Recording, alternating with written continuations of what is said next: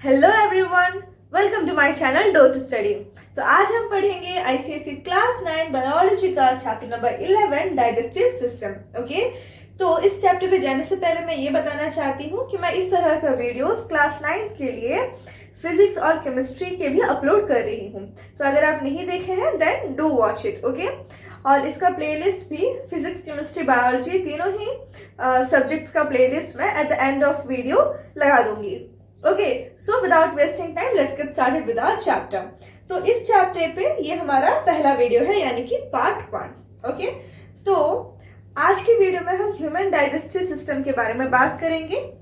तो पहला क्वेश्चन ये आता है कि इस तरह का एक डाइजेस्टिव सिस्टम ह्यूमंस में क्यों है, इसका इंपॉर्टेंस क्या है या फिर इसका नीड क्या है। इसका नीड ये है कि हम जो भी सब्सटेंस, जो भी हम फूड खाते हैं वो डायरेक्टली हमारा बॉडी एब्जॉर्ब नहीं कर पाता। Okay, for making energy.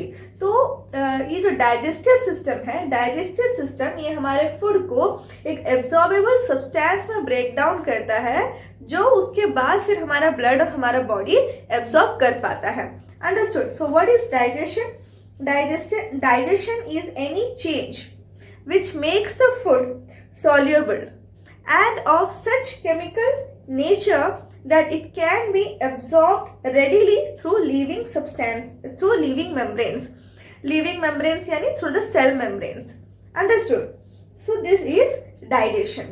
अब ये डाइजेशन प्रोसेस को आगे बढ़ाने के लिए बहुत सारे एंजाइम्स है जो हमारे ये पूरे डाइजेशन के प्रोसेस में हेल्प करते हैं। ओके, सो एंजाइम्स जो है हमारा एज यू नो केमिस्ट्री में भी हम कैटलिस्ट यूज करते हैं, इसी तरह है हमारे बॉडी में enzyme.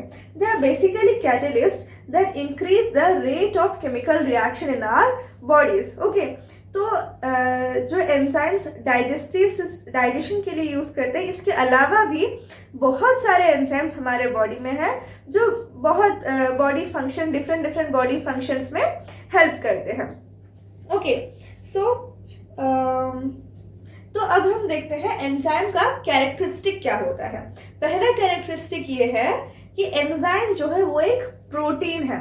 What is enzyme? It's a protein. Okay, तो ये प्रोटीन होने की वजह से ज्यादा टेम्परेचर बढ़ जाने से, मीन्स टेम्परेचर हाई हो जाने से ये एंजाइम्स डिस्ट्रॉय हो जाते हैं। Okay, so it is a protein and is therefore destroyed by heating. Okay, तो ये था हमारा पहला कैरेक्टरिस्टिक। दूसरा कैरेक्टरिस्टिक ये है कि इट इज स्पेसिफिक यानी कि एक एंजाइम एक सबस्ट्रेट पर ही काम कर सकता है। अब ये सबस्ट्रेट का मतलब क्या है? सबस्ट्रेट का मतलब सबस्ट्रेट वो सब्सटेंस है जिस पर ये एंजाइम एक्ट करता है। अंडरस्टूड? तो इट इज स्पेसिफिक, इस सबस्ट्रेट पे ये पर्टिकुलर एंजाइम ही एक्ट करेगा। ऐसा नहीं होगा कि यही एंजाइम हर मीन्स बहुत सारे डिफरेंट टाइप्स ऑफ सबस्ट्रेट पे काम करे। Okay, now the third characteristic is it always forms the same end product from the substrate। क्योंकि substrate एक एंजाइम एक पर्टिकुलर सबस्ट्रेट पर ही काम करेगा, इसी वजह से जो एंड प्रोडक्ट आएगा वो भी सेम ही रहेगा। Okay, the fourth one is it only affects the rate of a chemical reaction। Okay, यानी कि जो भी हमारे बॉडी में जो डाइजेशन का प्रोसेस हो रहा है ये बेसिकली क्या है? It's a chemical reaction only, जिसमें बहुत सारे न्यूट्रिएंट्स जो है हमारे proteins, vitamins, proteins, carbohydrates, fats, ये सारे ब्रेक डाउन हो रहे हैं। तो ये सब क्या है? ये सब केमिकल कॉम्पाउंड्स, और केमिकल कॉम्पाउंड्स ब्रेक डाउन हो रहे हैं। So many chemical reactions are going on in our body. तो ये केमिकल रिएक्शंस का रेट बढ़ाने के लिए ये एंजाइम्स काम में आते हैं। Okay, so it only affects the rate of a chemical reaction and always speeds up the reaction. Okay, now the fifth characteristic is like a catalyst it can be used again and again। तो as you know chemical reaction में जो catalyst use होता है वो कभी भी वो chemical reaction में participate नहीं करता है। इसी तरह से हमारा एंजाइम जो है ये भी कभी भी वो पर्टिकुलर केमिकल रिएक्शन में पार्टिसिपेट नहीं करता है, ये बस स्पीड अप करता है रिएक्शन को। तो as it does not participate और as it is not involve in the reaction, इसी वजह से एक ही एंजाइम बार बार काम कर सकता है। Okay, now the sixth one is it acts best only at a particular pH, that is at a particular degree of acidity or alkalinity. यानी कि एक पर्टिकुलर pH पे ही, एक ऑप्टिमम pH पे ही ये एंजाइम्स एक्ट कर सकते हैं. ज़्यादा एसिडिक या ज़्यादा बेसिक होने पर ये एंजाइम्स काम नहीं कर सकते. फर्दरमोर एंजाइम्स का जो बहुत सारे एंजाइम्स हैं, तो हर एक एंजाइम का जो ऑप्टिमम pH है वो भी डिफर करता है. Okay, and the seventh characteristic is it acts best within a narrow temperature range, usually between 35 degrees Celsius and 40 degrees Celsius. तो इसको हम ऑप्टिमम टेम्परेचर कहते हैं, यानी कि ये 35 to 40 डिग्री सेल्सियस पे ही हमारा एंजाइम्स काम कर सकता है. Okay, so they work with full efficiency between this 35 degree Celsius and 40 degree Celsius. तो जैसे इससे पहले वाले कैरेक्टरिस्टिक्स में मैं बोल चुकी हूँ कि अगर टेम्परेचर और बहुत ज़्यादा हो जाएगा देन ये जो एंजाइम है वो डिस्ट्रॉय हो जाएगा. ओके, तो अब हम need for digestive system discuss कर लिए, डाइजेशन क्या है डिस्कस कर लिए, एंजाइम्स क्या है डिस्कस कर लिए, एंड कैरेक्टरिस्टिक्स ऑफ एंजाइम्स ये भी डिस्कस कर लिए. अब हम डिस्कस करने वाले हैं डाइजेस्टिव सिस्टम के बारे में. तो जो पूरा डाइजेस्टिव सिस्टम है इसमें दो पार्ट्स हैं. एक है हमारा एलिमेंटरी कैनल और एक है हमारा डाइजेस्टिव ग्लैंड्स. तो एलिमेंटरी कैनल क्या होता है? एलिमेंटरी कैनल एक मस्कुलर ट्यूब होता है जो हमारे माउथ से स्टार्ट होता है. Okay, so it starts from the mouth and ends at the anus. Okay, so it's जो हमारे बॉडी में, हमारे डाइजेस्टिव सिस्टम में जो एलिमेंटरी कैनल है, it is nearly 9 meters long. Understood? 9 meters. Just imagine how long it is. हम खुद उतने नहीं होते हैं, बट हमारा जो एलिमेंटरी कैनल है वो 9 meters लॉन्ग का होता है. तो ये इतना बड़ा जो ट्यूब है ये हमारे बॉडी में किस तरह से प्रेजेंट है? बहुत कई सारे जगहों पर ये जो कैनल्स है, ये जो ट्यूब्स है, ये हाईली कॉइल्ड रहते हैं. Okay, highly coiled, specially in the small intestine. Small intestine में तो बहुत ही ज़्यादा कॉइल्ड रहता है एंड लार्ज इंटेस्टाइन एरियाज में भी कॉइल्ड ही रहता है. अंडरस्टूड? तो ये कॉइल्ड होने की वजह से ये 9 meter long alimentary canal human body में प्रेजेंट हो पाता है. Okay, and the other one is digestive glands. Digestive glands जो है ये बहुत सारे डाइजेस्टिव जूसेस वगैरह सिक्रेट करते हैं जो हमारे डाइजेशन प्रोसेस को आगे बढ़ाने में हेल्प करते हैं.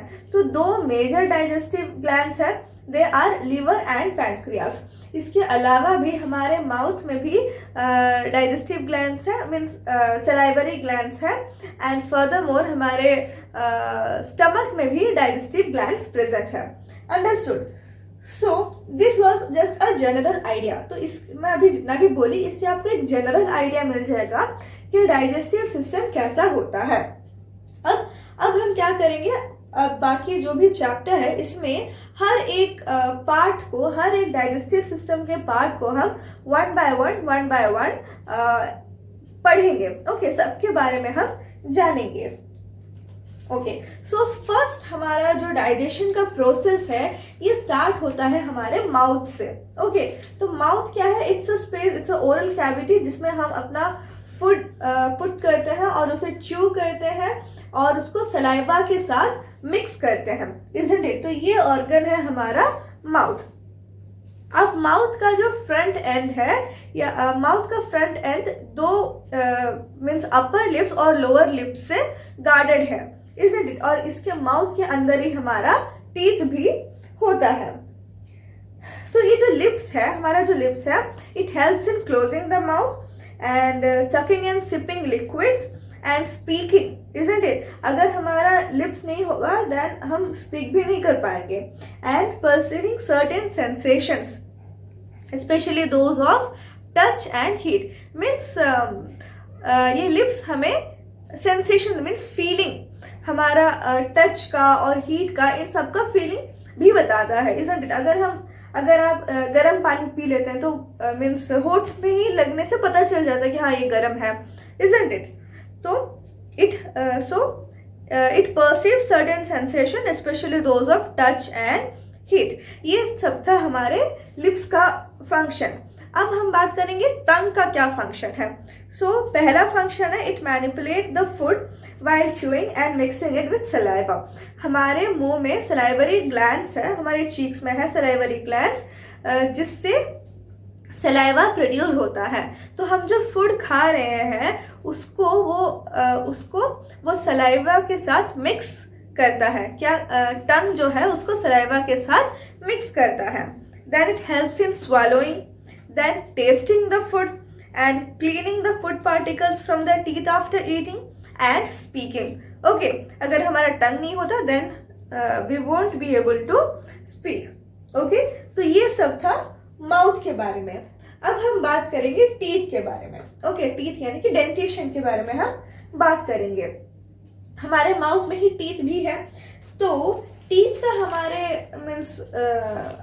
हमारे बॉडी में बहुत ही बड़ा रोल है, क्योंकि फूड को इनिशियल स्टेज में ब्रेक डाउन करने के लिए हम टीथ ही यूज करते हैं। इसलिए जैसे हम फूड खाते हैं उसे हम पहले माउथ से ब्रेक डाउन कर भेजते हैं। So they cut and break the food. Okay, तो ये जो स्मॉल साइज बिट्स है मीन्स फूड को हम चबाने के बाद उनका साइज बहुत ही डिक्रीज हो जाता है। तो साइज डिक्रीज होने की वजह से उनका सरफेस एरिया बढ़ जाता है। तो सरफेस एरिया बढ़ने से क्या फायदा होता है? सरफेस एरिया बढ़ने से हमारा एंजाइम्स जो है वो इन फूड पार्टिकल्स पर बेटर काम कर पाते हैं। ओके, यानी कि उनको ब्रेक डाउन करना और भी इजी हो जाता है। Now the teeth also helps in speaking, isn't it? अगर हमारा टीथ नहीं होता, आप देखें ना जो बहुत एजेड लोग होते हैं जिनका टीथ सब फॉल आउट हो गया रहता है, उनको बात करने में बहुत तकलीफ होता है, isn't it? इसी तरह से जो छोटे छोटे बच्चे रहते हैं जिनका अभी सारा टीथ नहीं आया रहता है, वो लोग भी बात, अगर उनका सारा टीथ नहीं आया रहता है देन वो भी बहुत मीन्स वो भी प्रॉपरली बात नहीं कर पाते हैं, isn't it? So the teeth also plays a very important role in speaking. अब एक एडल्ट ह्यूमन में नॉर्मली 32 टीथ होते हैं। कितने टीथ होते हैं? 32 टीथ। अब इन टीथ भी बहुत सारे तरह के टीथ है, तो सबका अलग अलग फंक्शन है। तो पहला है हमारा इंसिजर्स। जो फ्रंट का जो 4 टीथ है वो है हमारा इंसिजर्स। ओके, फ्रंट का 4 टीथ, अपर जॉ और लोअर जॉ में। अब ये बीच में रहता है, सेंटर में रहता है, जॉ के सेंटर में रहता है। Their cutting edges are broad and sharp. Yes, उनका जो कटिंग एजेस है यानी कि जो नीचे का पोर्शन है they are broad and sharp. इसी वजह से इनको हम बाइट करने में और कट करने में यूज करते हैं। Then the next type of teeth that we have is canines. Okay, canines are one on either side of incisors in each jaw. यानी कि कैनाइन्स जो है इंसिजर्स के बगल में ही दोनों तरफ रहते हैं, isn't it? इन टोटल अगर पूरे जॉ में देखें देन हमारा 2 कैनाइन्स रहते हैं, और नीचे भी ऊपर भी दोनों ही तरफ हमारा 2 कैनाइन्स है। अब कैनाइन्स जो है वो शार्पली पॉइंटेड होते हैं, इसी वजह से हम ये कैनाइन्स को यूज करके टीयर मीन्स फूड को टीयर करते हैं। Understood? Means they are conical and sharply pointed for holding and tearing the food. Then next is premolars. Premolars are 2 on each side in each jaw next to the canines. यानी कि canines के बगल में 2 premolars रहते हैं दोनों side में। Okay, तो इस तरफ भी 2 है, इस तरफ भी 2 है, और भी कैनाइन्स के बगल में, ऊपर अपर जॉ में भी लोअर जॉ में भी। तो जो प्रीमोलर्स है उनका एक हिल लाइक प्रोजेक्शन होता है। ओके, और इसको हम कस्प्स भी कहते हैं। ओके, तो प्रीमोलर्स का कुछ इस तरह से ऐसे हिल लाइक प्रोजेक्शन रहता है। ओके, इधर थोड़ा सा अच्छा नहीं बना है बट स्टिल इस तरह से हिल लाइक प्रोजेक्शन रहता है, तो इसे हम कस्प्स भी कहते हैं। ओके, क्या कहते हैं? कस्प्स। अब ये जो हिल लाइक प्रोजेक्शन होने की वजह से इधर 2 हिल लाइक प्रोजेक्शन है, इसलिए इसे बायकस्पिड भी कहा जाता है। ओके, तो प्रीमोलर्स जो है वो फूड को क्रश करने के लिए और ग्राइंड करने के काम आते हैं। देन इसके बाद हमारा है मोलर्स। मोलर्स जो है प्रीमोलर्स के बगल में जो लास्ट 3 टीथ होता है ये होता है हमारा मोलर्स। तो molars are the principal grinders and crushers of food in our teeth dentition. तो जो लास्ट मोलर आता है, यानी कि जो थर्ड मोलर, सबसे लास्ट में जो मोलर आता है, उसे विजडम टूथ कहते हैं, क्योंकि ये जो टीथ है, जो लास्ट मोलर है, ये around 17 to 20 years of age में ह्यूमन बॉडी में आता है। तो ये जो 17 to 20 ईयर्स ऑफ एज है, ये ह्यूमन मैच्योरिटी मीन्स एक एडल्ट होने का एज रहता है, इसलिए टीनेज से वो लोग एडल्ट होते हैं, तो मैच्योरिटी का टाइम है, इसीलिए इसको विजडम टूथ कहा जाता है। ओके, अब ये जो ह्यूमन या मैमलियन टीथ है, इसको हेटेरोडोंट कहा जाता है। क्या कहा जाता है? हेटेरोडोंट। अब हेटेरोडोंट टीथ क्यों कहा जाता है? क्योंकि जैसे अब हम देखें, हमारे ह्यूमन ओरल कैविटी में, ह्यूमन टीथ में ही, डेंटिशन में ही कई तरह के teeth, like we have incisors, canines, premolars, molars, तो कई तरह के टीथ हैं। तो इसीलिए हम हेटेरोडोंट कहते हैं इसे, because the teeth are different in shape. Okay, but अगर हम कुछ एनिमल्स की बात करें, then they have homodont dentition. Homodont means similar type of teeth, like in case of frogs and lizards. उनका teeth जो है, they all are similar in shape and size. Okay, तो उनका teeth के dentition को homodont type कहा जाता है, but humans have heterodont type of dentition, as we can see that we have different, as we have teeth of different shape and size. Okay, तो ये सब था हेटेरोडोंट टीथ के बारे में। अब हम बात करेंगे कि मैमल्स में, ह्यूमंस में। ओके, तो मैमलियन टीथ जो है वो 2 सेट्स में अपीयर करता है।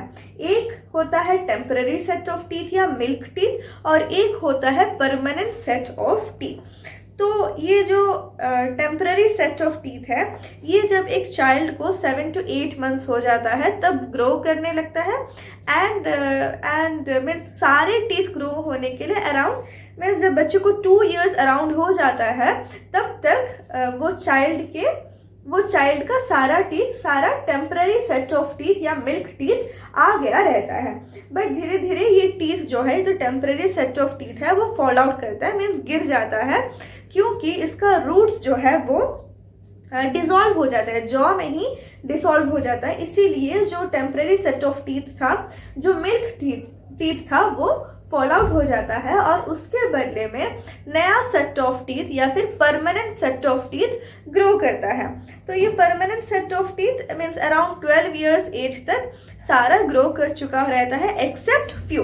ओके, तो वो एक्सेप्ट फ्यू क्या है? एक्सेप्ट मीन्स जो मोलर्स है, सारे मोलर्स नहीं आए रहते हैं। ओके, 12 years ऑफ एज सारे मोलर्स नहीं आए रहते हैं, but still the child who is having around 12 years of age, he has almost all teeth or permanent set of teeth.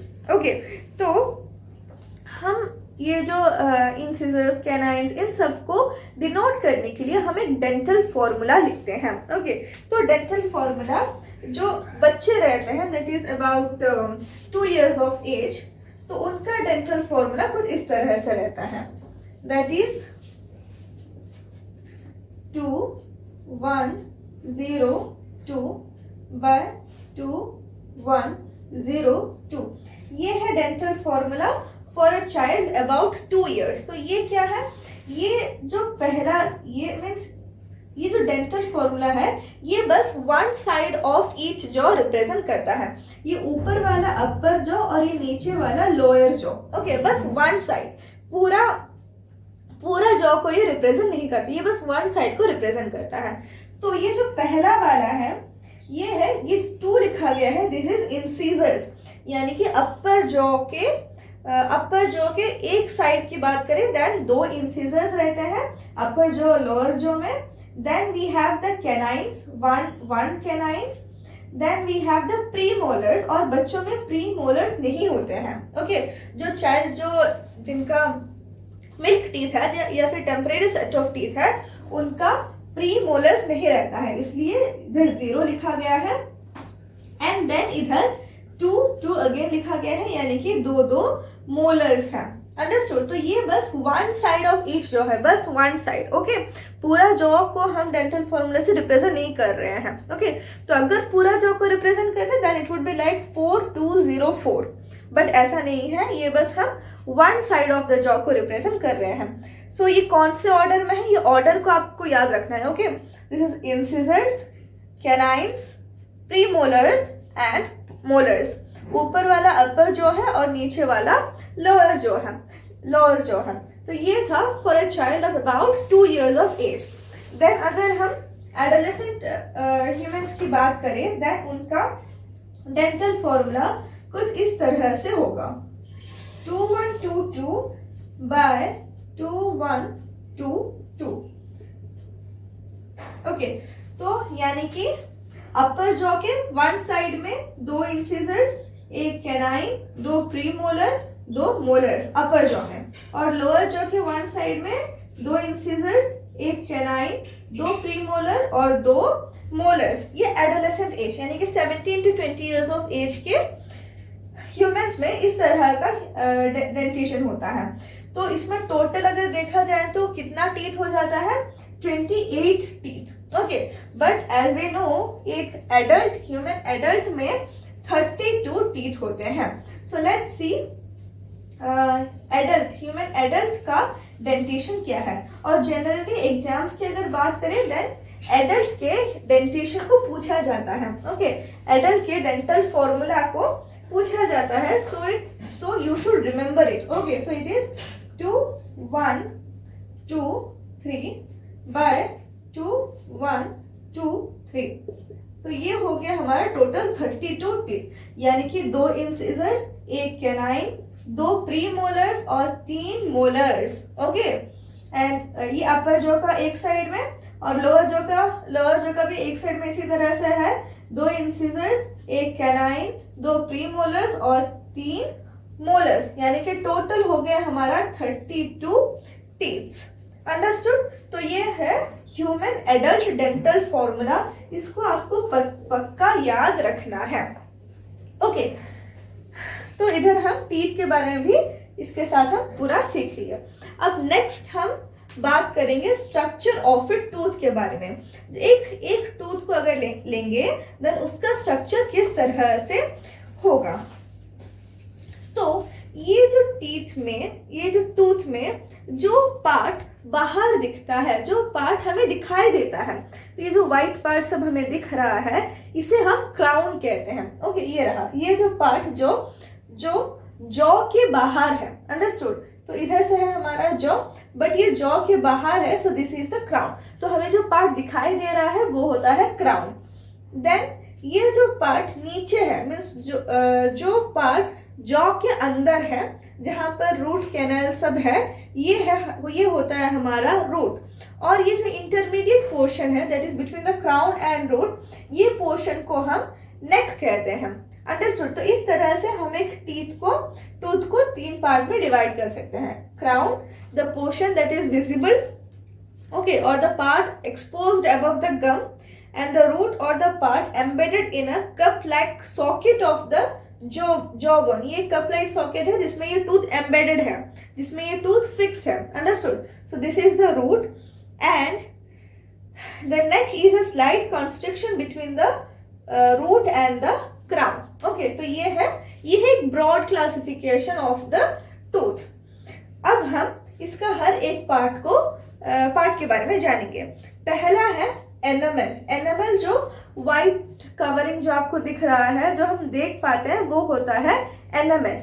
Okay, तो एनामल जो है ह्यूमन बॉडी में सबसे स्ट्रॉन्गेस्ट सब्सटेंस ये एनामल होता है। Understood. It is the hardest substance in the human body. So it is the material which covers the crown. Crown यानी कि the part exposed above the gums. So this crown is covered by the enamel. Then next is dentine. तो teeth का जो major portion होता है उसको ये dentine ही form करता है। और what is dentine? So dentine forms the bulk of the tooth. It is harder than bone. Dentine जो है bone से harder रहता है, बट एनामेल से हार्डर नहीं होता. So enamel is the hardest substance in the body.